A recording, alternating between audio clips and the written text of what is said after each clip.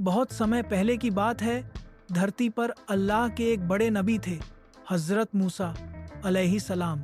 उन्हें अल्लाह ने बहुत सारी किताबें और हिकमत दी थी। वे अपने समय के सबसे बड़े दानिशमंद माने जाते थे। एक दिन किसी ने उनसे पूछा, क्या इस दुनिया में आपसे ज्यादा इल्म वाला कोई है? हज़रत मूसा असस ने जवाब दिया, नहीं, मैं ही सबसे बड़ा इल्म वाला हूँ।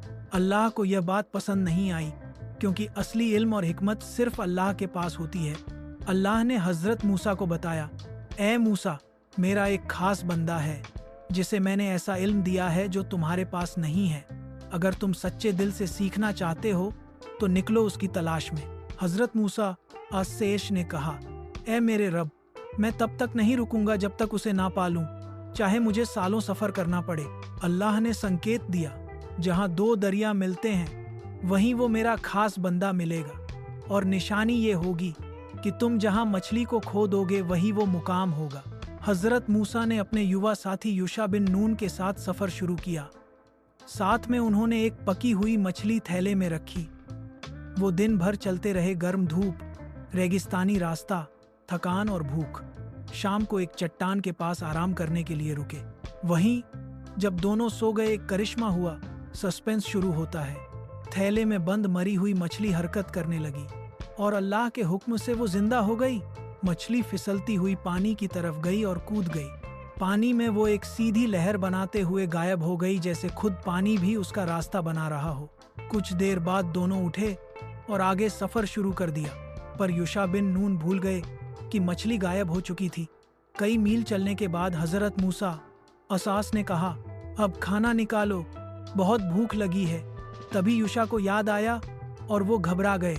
बोले, मुझे माफ कर दीजिए, मछली तो उस चट्टान के पास ही जिंदा होकर पानी में कूद गई थी।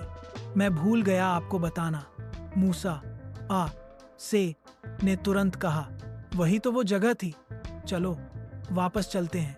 वे दोनों वापस चट्टान वाली जगह पर पहुंचे और वहां एक रहस्यमय शख्स खड़ा था।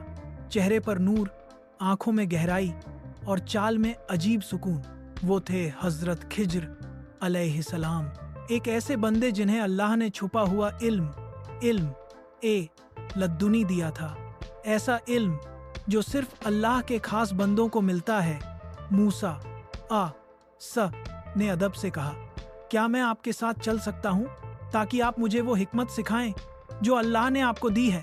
खिज्र आ सा ने नजरें झुकाकर कहा, तुम सब्र नहीं कर पाओगे, क्योंकि जो कुछ मैं करूँगा वो तुम्हें जाहिर में गलत लगेगा, लेकिन उसमें अल्लाह की हिकमत होगी। मूसा सेस ने वादा किया, इंशा अल्लाह मैं सब्र करूँगा और कोई सवाल नहीं करूँगा।